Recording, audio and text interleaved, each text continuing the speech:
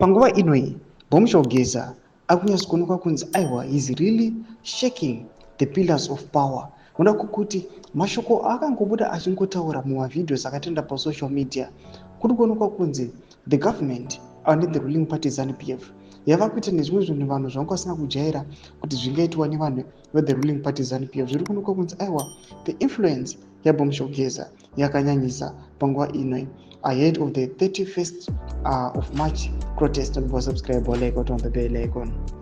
Tipinda pahindu yeBBC vanoposta this picture ramuri kuona rakanzi national appeal to shun all illegal, unsanctioned and treasonous gatherings. Panapa BBC inobuda nyora caption ichiti Geza shaking pillars of power around ED. Churches associated to President Mnangagwa are now feeling the pressure of the March 31 protest.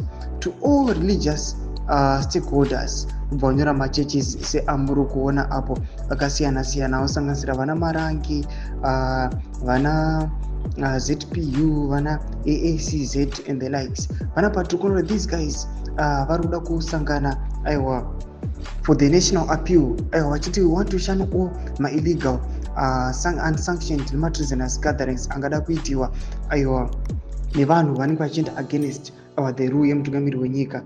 Vanodzika pazasi voti thank you his excellency president ED for the freedom of religion and a peaceful Zimbabwe. Ndo mashoko anobuda nyorwa panapa. Atiri kuona kuti aiwa zvose izvi zviriitika panguva ino yatiri kuona kuti mashoko akatokwa naBomshogeza aiwa akasangana akanangana with the ruling party ZANU-PF potsipotsi nemutungamiri wenyika achinzi ngaarizane. Tiri kuona kuti ndo akukonzeresa kuti zviitike. Vanhu vari kuona aiwa the riot pamwechete the ZRP police aiwa ichitendera muCBD zvonyatsokuratidza kuti aiwa these guys they are feeling the heat. Mudze mafunguro enyu mutibudii pamusoro pechiitiko ichi. Pinda kucomment section medu mudze mafunguro enyu. Subscribe or like, turn on the bell icon.